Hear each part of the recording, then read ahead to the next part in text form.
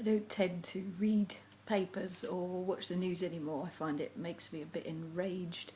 But the toddler went to nursery and she's actually gone in on time this morning, so I'm coming through the train station and I thought, oh, I'll finish my breakfast, I can...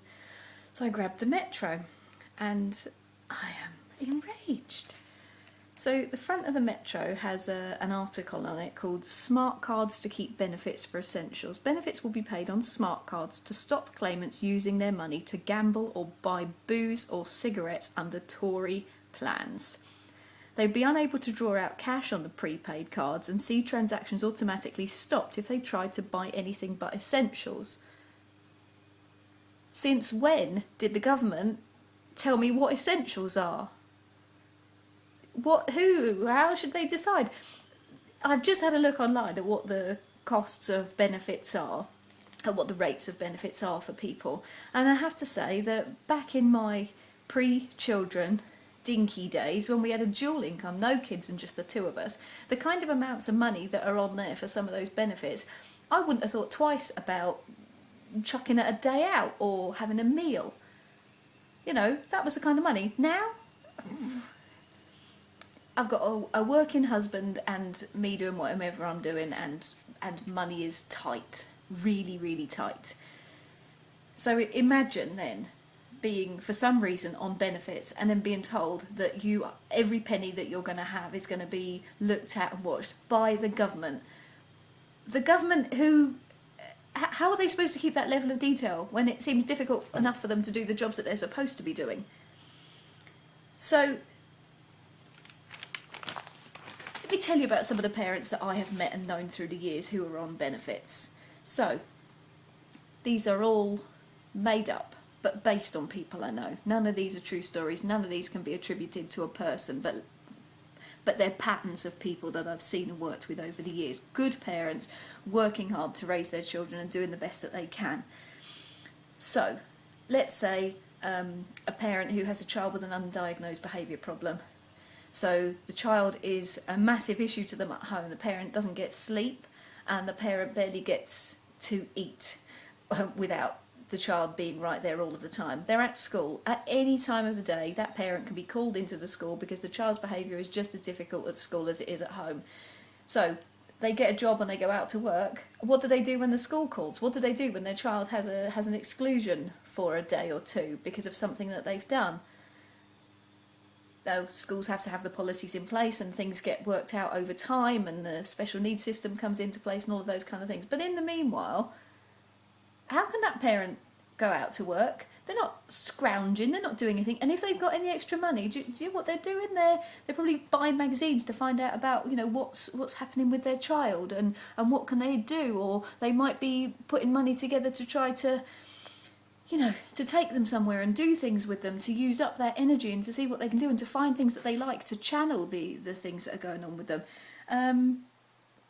What about a parent who is on benefits of some kind and they want their child to go to Cubs? The cheapest form of after-school activity that you can have. You know, the scouting and the guiding organisations are amazing. So, but would that person be allowed to spend their... what does it cost me? £9 a month. Are they allowed to do that? Is that allowed to go on the card? Is their child allowed to go to Cubs? And what if they've got a baby? Are they allowed to take their child to a toddler group? Or not? Because that might be £1. Sometimes it's £1.50. Is that okay? Is that allowable? Are they allowed to draw the cash to take their child to spend time in place with others? And yes, they can get 15 hours childcare sometimes because of the benefits they're on. But maybe actually while they're not working, you know, and that's 15 hours. That's not a week. Anyway, and what about maybe a mum who has been a victim of domestic violence and takes her children to school in the daytime, delivers them safely, gets home, hides in the house, cleans the house, looks after the house, gets the food ready for the children, does what she can to do all of those kind of things, saves up some money so that those children can do tuition, or so that those children can do football club, or those children can learn a musical instrument, so that she can give them some skills that mean that they're not going to follow the pattern that their violent parent followed, that cycle of violence. to give them something different to build on. Is she allowed to do that? Is she allowed to siphon off bits of money, do without herself, probably not eat as much as she needs to?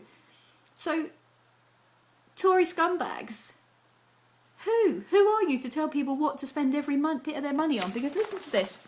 This is another bit on the inside of the paper. It was a voluntary trial of the cards, the smart cards. And what it will currently do is it will ensure that some benefits is ring-fenced for use only in specific shops or to pay bills. But Mr. Duncan Smith wants them used in future to control all spending. He told the Tory conference in Birmingham, where parents are falling into drug or alcohol addiction, even problem debt or more, we need to find ways to safeguard them. Because it's about safeguarding the parents, absolutely. It's not about vilifying them. It's not about making everybody think that anybody on benefits is a scrounger and a fraud and a freeloader. The benefit system is there because sometimes people need a hand. Sometimes people need to be lifted for a while, to be looked after for some time. And there are a tiny portion of those people, and the media like to find them and create a big story and pop it onto a documentary or a series or chuck it onto the front of a newspaper. Mother of 12, claiming wants 27-bedroom house, living on benefits, blah, blah, blah. I don't know any people like that. I don't know anybody who's on benefits who is living that kind of lifestyle and having that kind of expectations. They want work. They're looking after their children when they're small. And then when they want work, they have to find work that fits in with school hours. They need to be able to drop the children at 9 and get them at 3. Now, there is breakfast club, there's after school club, there's holiday club, but you have to be earning a certain level in order to be able to do those. And the jobs that are around are not doing that because all of the jobs have become part-time. So people who have a cushion of money from somewhere because they're lucky enough to have been educated and to have a profession that looks after them, or people who've got family who can look after them, they'll be okay. But the people who have nobody, that's what this system is for. And we can't guide this system based on the few who work to destroy it by taking advantage of it. This isn't fair. And George Osborne, same paper. Excuse me, my sources are limited. As I said to you, I don't read the papers, see what it does. He told delegates in Birmingham that a vote for the Tories was to choose jobs, choose enterprise, choose security, choose prosperity, choose investment, choose fairness, choose freedom.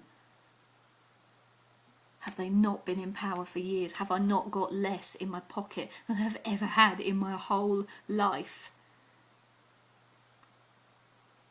For God's sake, this isn't about... Stay away from UKIP as well. I don't know, who would you vote for? Because who would you vote for, really? When none of them have got a clue and none of them are talking about the things that matter. Don't even get me started on the fact that the middle, the people who are meant to be in society, that middle section, you know, reasonably affluent, reasonably prosperous, reaching for more for our children, wanting to spend money, having an idea of education and holidays and experiences for our children and all that kind of thing. And currently lots of us not having that. You know, that's first world problems. Currently I have enough to be able to pay my rent. Currently I have enough to be able to put food on the table by being an Aldi mum, but nonetheless. If our politicians are representing us, if they're the people that we're voting in, how are they so unrepresentative? How do they not know